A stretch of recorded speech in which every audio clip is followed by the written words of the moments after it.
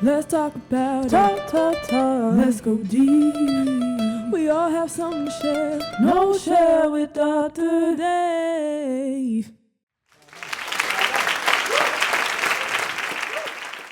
Hello and welcome to the KnolShare with Dr. Dave podcast. I am Dave A. Cornelius, affectionately called Dr. Dave. So in this special Humans Beings Human episode of the KnolShare with Dr. Dave podcast, we're going to just explore the democratization of coaching through the lens of cultural and collective identity.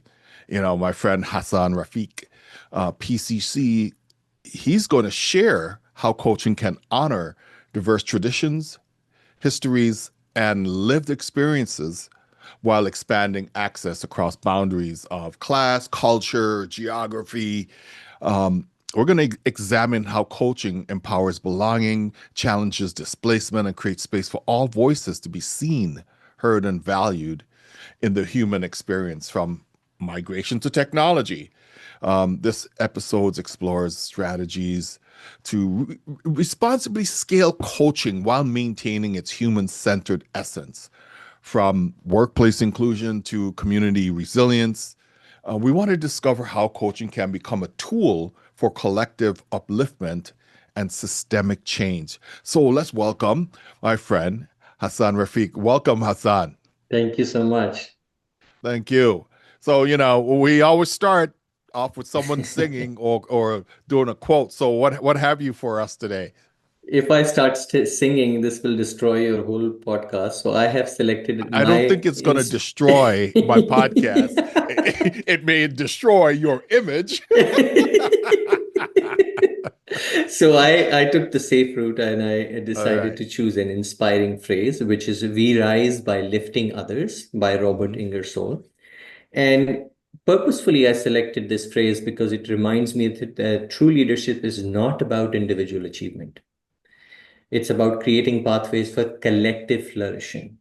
Even in coaching, when we transform an individual, we are not transforming one individual, we are planting seeds for generational change that has a ripple effect through families, communities, cultures, and so on. So every person we empower becomes a catalyst for someone else's breakthrough. And it's a chain that we create. So throughout my life experience, I've been analyzing individual accountability versus collective accountability, individual cultures, collective cultures. And I've come to this conclusion that we are not individuals, we are a collective of individuals. And that's why I selected that phrase. Very, very, very, very inspiring and very deep. And so, I allow you to give our audience an insight of who you are by doing, I said a 30-second elevator pitch, but it could be longer. Yeah. I leave that up to you. Yeah, I'll keep it short. So, as a coach, I believe that personal transformation is inherently political and cultural. Yes, you can think about it from a professional perspective as well, but thinking about reclaiming our authentic selves does mean honoring the wisdom of our ancestors and the complexity of our intersectional identities. I may have a certain race, I may have a certain gender, but I am more than that. And when you start to explore that with the help of a coach, you start to look for avenues where you can explore your multiple identities. And that becomes the intersection between belonging and becoming. And that is sometimes people think of it as transactional, but those stories of marginalized identities that have been marginalized in dominant narratives need to be extracted because it's part of who we are. So my vision for the world where coaching becomes more of like a tool for collective healing and cultural renaissance for us to explore what are the commonalities that we have versus all the differences that we talk about. And in reality, we find more commonalities than differences when we start the conversation of who am I and why am I in this world? Who are you and why are you in this world? And that exploration allows us to do that. Wow, I have something to ponder today after hearing that. I have to go back and listen to it a couple of times. That was really profound. So let's jump in and talk about the definition of Well, what do we mean by democratizing coaching when we Yeah. think about it in the context of culture Yeah. and collective identity? So when I started my coaching journey, what I realized, and this was about 12 years ago, is coaching was very niche.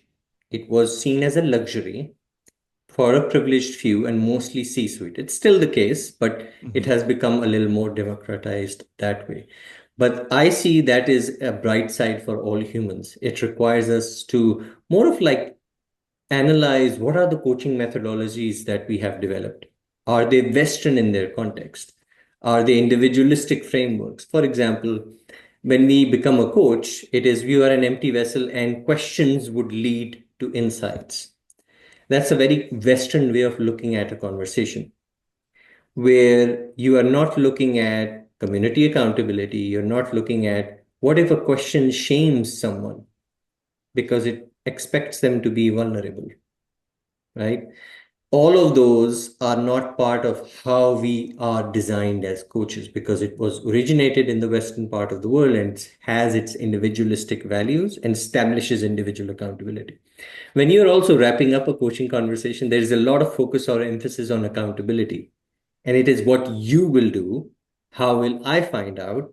On a scale of 1 to 5, how much do you think you're going to do it? It's all establishing individual accountability. Two-thirds of the world is community accountability driven, which is the reason why some people struggle when they coach globally because they are interacting with a completely different cultural perspective, cultural norms, cultural values. So for me, true democratization means we become, as coaches, more culturally responsive. Our coaching practices become more economically accessible, and we become more diverse as a profession. And we start to look at additional techniques that would allow us to be better as coaches for our clients so that we can take overall community responsibility to honor our interconnectedness that way. So, I want to pull on that thread a little bit because uh, I'm thinking also from the fact of being a coach the journey to become a coach is a very expensive journey, Mm-hmm. right? I mean, if you have $5,000, you can Yeah. become a certified coach. If you don't have Mm-hmm. $5,000, you can still become a coach, but you won't be certified, and that's neither here nor there, right? Mm-hmm. So, I'm just curious about your thoughts about certification, $5,000, or a journey where you learn Yeah. through other experiences. What do you think about that in terms of democratization in that context? I think the challenge that we have is it is expensive. Yes. But the other challenge that I have experienced while engaging with a lot of coaches is because it is a certification and there are certification bodies, some people think that I have enough lived experience, I don't need a certification, which Hmm. in my experience is the biggest barrier to diversity in coaches. Because if you do want to serve as a coach in top 10, 20 for Fortune 50 companies, they're going to ask you for a certification. Yes. But if I say I have enough lived experience, I don't need a certification, I'm out. So I'm losing. Business slash professional practice, all of that is part of it. The other side of that is why is it 5,000? Who established it as 5,000? And what are some ways through which we can bring it down? And I think Coaching for Everyone is one of the organizations that is doing that, but we need more of those organizations. Plus, also as coaches, if we care about this, we have pro bono hours. Are we giving our pro bono hours for teaching for free Yeah. or teaching at a minimal rate just to make sure that the cost comes down? That could be another way as a coach I can give back to the industry by lowering that overall price down. But I also know this is more of like a business for people. So it's driven by profits. So yeah. Yeah. Yeah. It's a Western mindset. I get that. But I wanted to just pull on that thread Mhm. because I, Mhm. I know sometimes we talk about democratization of Yeah. coaching, and we're only talking about accessibility Yeah. for one lens, which is Yes. the coachee. To become Hmm. a coach, that's a whole nother Yeah. conversation. Thank you for sharing that. Yeah. Well, let's talk about your cultural roots and personal Yeah, history yeah, and how that helped to shape your yeah. coaching philosophy. Yeah, so my father was in the military, and every 2 to 3 years, we would move from one town to another town in the same country. And people would say Pakistan is the same all over. Yeah. It's not. North is very different to south, west is very different to east. So I would have this experience of inclusion and exclusion every 3 years, where it would be a new school, new friends, and so on. What that taught me is that wisdom lives in the spaces between generations. Mm. So it's not about one generation, it's in between generations, in the stories passed down through our oral tradition, or whether it is resilience patterns that we have embedded in ourselves or the collective DNA that we have. So it's not about a just in the moment learning or growth that you experience, it's ongoing and it is much more generational. When we start to unpack that or unlock that, we realize, going back to my earlier point, we've got so many identities. And which identity do I use the most? Do I leverage the most? So, my own coaching philosophy, which is informed by my cultural roots, is how do we seek individual betterment, but at the same time, we are carrying those ancestral dreams and future possibilities. So, acknowledging and honoring where we came from, how we got here, directly informs where we are going to go next. Oftentimes, we spend so much time in here I am, here is where I need to go. But I first need to honor and acknowledge where I came from and what did that teach me and how relevant it is right now. How do I leverage some of that to inform the future that I want to go to? So I do feel from a coaching perspective, still feel like an outsider because sometimes I look at a client and I say, well, there's more here before we jump into the coaching and the transactional stuff. Yeah, Let's explore who you are and how did you get here before we can look at strategies for your betterment. that's really good. Really good. So let's talk about coaching people, Mhm, helping them to navigate belonging, mhm. especially across borders within this diasporic communities. Because here's the Yeah, thing, yeah. we see what's going on across the world when I look across borders and um, how people are just Mm, struggling, right? And I would just love to hear. It doesn't have to be political, right? I yeah, just want to hear your context, of, yeah, just from your observation, thinking about how we're going to help people to see others as being truly human, having a yeah. human-centered context. I know people like to say heart-centered. For me, it's Mhm, human-centered in my mhm. perspective, humans Yeah, being human anyway. yeah. Yeah. Yeah, so I would say if we leverage it really well, coaching creates a sacred space for people to both and experience, which does mean the ability to belong everywhere and nowhere simultaneously. Let me say that again. The ability to belong everywhere and nowhere simultaneously. What that does is if we allow it to flourish inside of us, people start to develop what I call cultural agility. It can also be cultural humility, whatever we want to call it. But that skill is to honor themselves for who they are in different contexts without losing their core essence. Now, for example, for border crossers or internationals or people who are on assignments, this may mean integration rather than assimilation. We spend a lot of time in assimilating people into a new culture Yeah. versus if I explore myself through this new lens, what does integration of that look like in my own personal day-to-day interactions? And allowing them to weave that together makes them a different person, which is why it is so important. You're not losing your core self. You're flexing and adjusting and being more agile and nimble to make yourself relevant in the situation. When I hear the word authentic, the true definition of authentic is staying true to yourself. Well, I can Yes. stay true to myself and destroy all my relationships. That is an option. Or I can be agile enough to understand how do I make myself relevant in this situation? What would it take? If it takes too much or all of my identity, I would never do that. But if it takes me flexing and adjusting to someone else's either language, culture, stylistic difference, it's going to make me better. Because I'll give you an example of a client that I was working with. Very direct, straight to the point, linear thinker, A to B, B to C, that's my thought process. He was engaging with a client, with an individual on his team who was very indirect, very circular in their thinking. And let me tell you a story. So oftentimes he would ask a direct question and he would get a story. So you can imagine how frustrated he would be because, did you not get my question? Let me Yeah. interrupt. Yeah. And the moment they interrupt, they have just dismantled the whole circular thinking process for that individual because they are coming to the point. Now, if this person stays truly authentic to themselves, they can't work with this team member Yeah. because they will keep on clashing. But if they start to realize there is a mechanism through which this person engages, their thought process, do I want to honor that or I see that as a problem?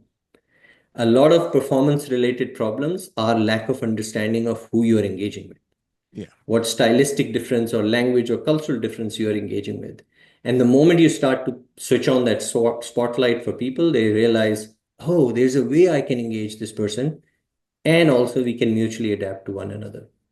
So I feel like those cultural narratives create the multicultural, interconnected world that we are all part of. We just haven't discovered it yet. Yeah. No, I could totally connect with that. So,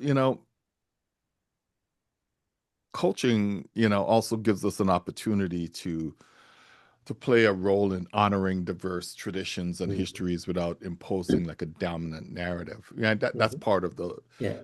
the premise of what coaching is, right? To Mhm. allow people to be their true authentic self Yeah. in whatever scenario it is. So go a little deeper into talking about Yeah. how does coaching help us honor that diverse traditions and histories?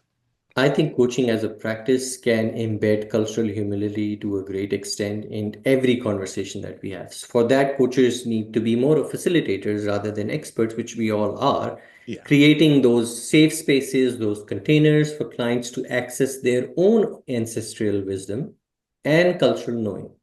Because all of that is inside the individual, the way they think, the way they believe, the way they come to conclusions.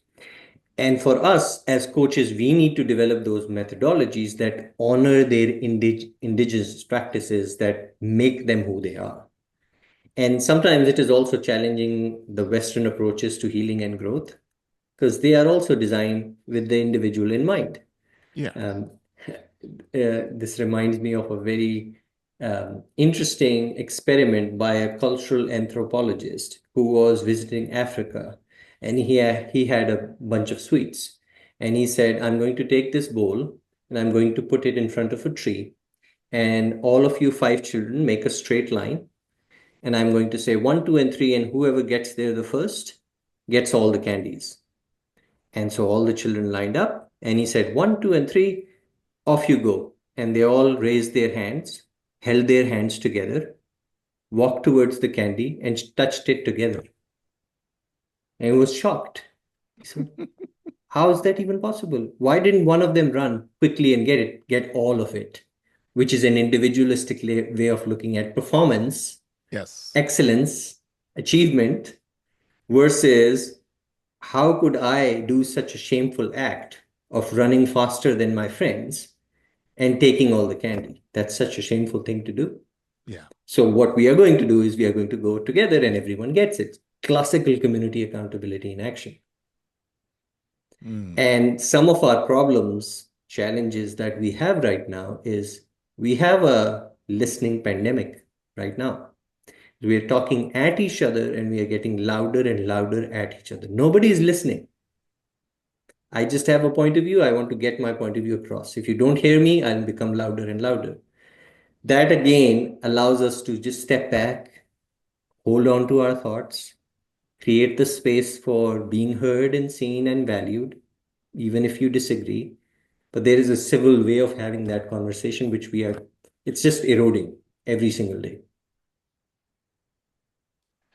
Yeah. When you were telling that story about the kids who raised their hands, I was thinking about the concept of Ubuntu, Mm-hmm. of and the African narrative, and I'm sure it's all in other parts of the world. You know, if you want to go fast, you know, Mm-hmm. go alone. If you want to go far, go together. Yeah. And that's the mindset that those five Yeah. African kids embodied, is that Mm-hmm. concept of Ubuntu, you know, I am because we are, Yeah. right, Yeah. in that way of thinking.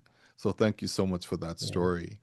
Um, you know, as we continue to think about globalization and Yeah. migration, and how that transformed people's sense of self, you know, how can we help people through that journey, right? I know we've been talking about it a bit, but I'm still going a little Yeah. deeper in it to ask you Yeah. more questions. I think migration and globalization are creating a new human being, which Yeah. I call as the global nomad, because they have multiple homes all over the world. They have multiple identities, they have multiple cultural influences. Those individuals are more culturally agile, because it's one thing to have cultural competence. I've read about this country, I have traveled to this country, visited it three, four times. I know how it works. Yeah. That's cultural competence. I would say cultural agility would be I now have to live in this country for 6 months. I have to buy a house in the neighborhood or get a rented apartment in that neighborhood. I have to engage with the grocery store. I have to fill my own gas. I have to go to the government office. All of those are going to shift the way you think about this country. It's also going to become very frustrating at times because it's not aligned with your values. It's the Yeah. opposite. And do you have the cultural agility to understand whatever I have learned in my own country for the last 20 years down the drain? It's not going to work here. What works here? And when I was in the Middle East, I would often use this phrase is rules are written in sand. Mm. What do you mean by that? Maybe the wind blows this way and it's gone. You should know the rules still, but they are written in sand. Yeah. Yeah. And this also reminds me of another client who was on a strategic assignment from US to Saudi Arabia. And because he was huge, he was a very senior person on the team and brought in to just seal the deal with this client. And he was, again, very direct, very time bound. Time is money. And so I reached out to him, do you need any help? You have a client meeting coming up. And he said, no, I'm all good. We are prepared. We have the best solution. We are going to win this work. I already know this. So the meeting is set for 9 o'clock and he and his team arrive at 8:50. Hmm. And the other Saudi team do not arrive till 9:45. And this guy is really pissed off because this is bad. So he has the guts to say to the Saudi team, you know what, from where I come from, time is money, and you're not on time. You just wasted my 45 minutes. Yeah. And this guy on the other side laughed at him and he said, well, if time is money, I got a lot of it. That's so good. You need That to is, wait. You yeah. need to wait. That is so good. And I said, Wow. even though it may look like this person is egoistic and all of that, but it is from their context. Yeah. Context time is flexible. Why are you always in a hurry? Just Yeah. relax. And Yeah. that was a culturally humble moment for this individual to understand, huh? Why is that? Um, I have a few other funny stories of Middle East as well in terms of how coaching shows up there. But in essence, what we are trying to do is coaching can be used to enable you to see what you can't see. And Yeah. when I say that, it's less about performance, it's more about the context that you're in and what could work here. And it also does mean you're humble enough to let go of whatever you think is best practice. Because I always think of best practice as contextual, never universal. What Yeah. works in US is destined to fail in China till we rip it back and put it back together for China. Right. So oftentimes we go into an environment where we know what our best practice is and we try to implement it and then we fail. Yeah. Without a doubt. Yeah. So you know, it's like, how can we remain sensitive to cultural nuances when we're trying to scale coaching, right? And Yeah. not to dilute the human experience. Yeah. Because oftentimes, when we're working in a corporate setting, Mhm. right, we're trying to scale coaching, right? There's one Hasan Rafiq, Yeah. there's 30 people that needs to be coached, Yeah. right? Um, how do you do that? Yeah. So I think the biggest challenge there is right now, a lot of the scalable coaching solutions are very transactional in their context. Yeah. I'll give you an example. I was working for a big tech company and we had 4 to 5 VPs. They kept on rejecting the best of the best coaches that we would put in front of them. And so I was very curious. So I started talking to them and I asked them, why are you rejecting this coach? This is the best coach that you can ever get from the kind of work that you want to do. The coach does not understand my lived experience. Now, that is very, very unique. Yeah. We talk a lot about having chemistry with your client, but how do I get the lived experience with my client? And oftentimes that is the missing piece. So when it comes to standardization, I always look at standardization and customization together Mm. because that's where you see the real power of coaching. Even in my own personal experience, I built a digital twin of mine, which is an inclusion coach. It is standardized information, but it also tries to mimic some of the nuances that I would put into a conversation. There are ways that this can be done in a very sophisticated way. As coaches, as individuals, what do we need to develop? The first question I would ask is how many of our competencies are culturally relevant? Mm. And do we have cultural competency as part of building of the coach throughout the learning curriculum? Not an add-on that you have done a cultural agility certification. It's part of how you coach. The second aspect of it is how many of our assessments are culturally agile, nimble enough to be successful in anywhere in the world.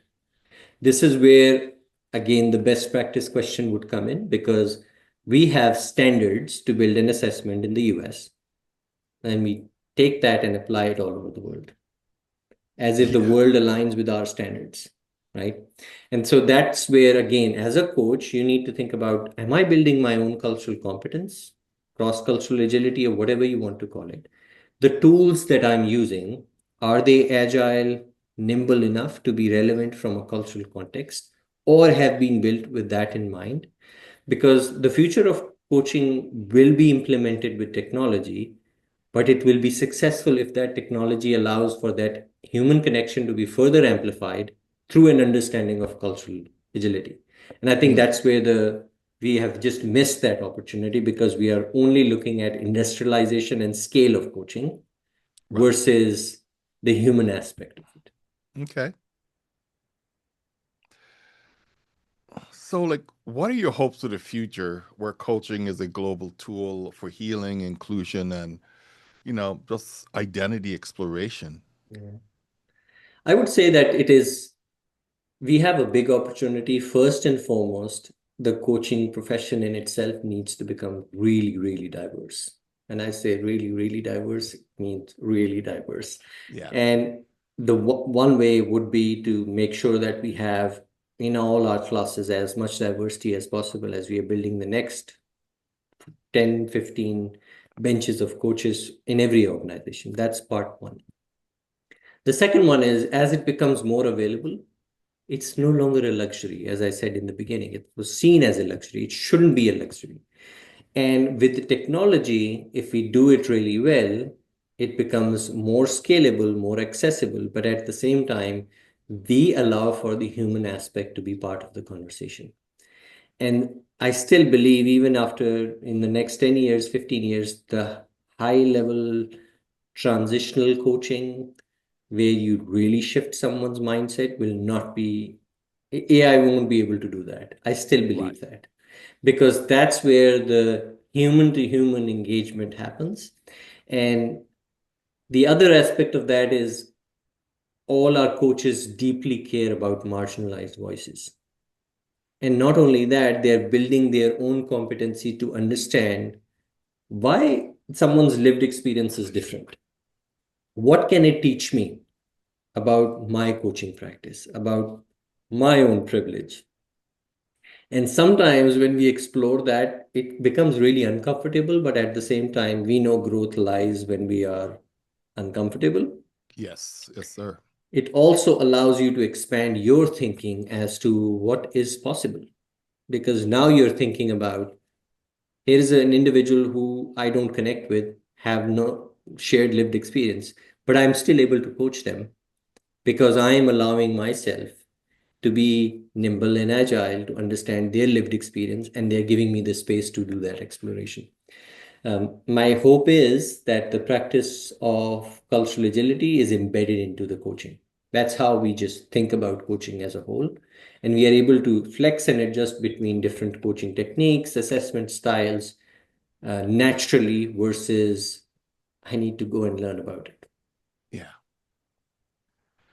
Man, I just really truly enjoyed this conversation. I can't wait to go back and listen and, pick up tidbits from here and there that I could carry forward in my journey. So thank you so much Thank you. for being open to sharing. Thank you. Any final thing that you would like to share before I close?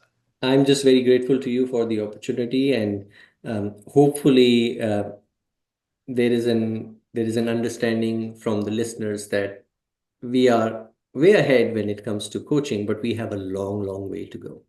Yeah, And these are the moments where we need to think about some of the things that we haven't thought about before, and take this as an opportunity. If it does switch on a spotlight for you, take this as an opportunity as to explore what do you see in that dark place when the spotlight is on. great.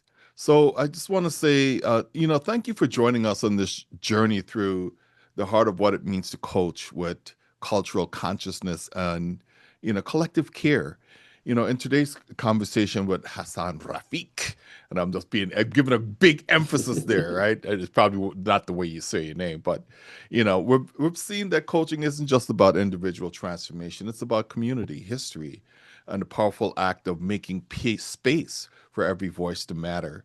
As we continue in this journey toward democratizing coaching, um, we're reminded that belonging is not a luxury. It's a Mhm. human right. It's something really important for us. And we need to honor the lived experiences of people across cultures, classes, and continents, and where coaching can become more than a professional tool.